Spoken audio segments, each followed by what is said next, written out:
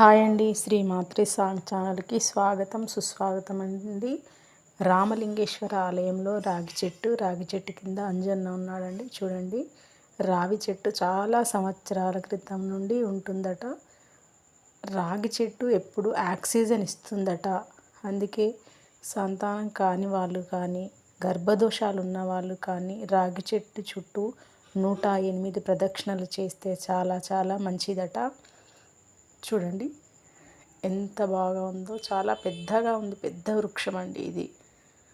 అందుకే ఇక్కడ అంజన్నకు మరియు రాగి చెట్టుకు ప్రదక్షిణలు చేస్తారండి. సోమవతి అమావాస్య రోజు ఇలా 108 ప్రదక్షిణలు చేసి దారం చుడితే ఆయురారోగ్యాలు అష్టైశ్వర్యాలు ఇస్తుందట అమ్మ.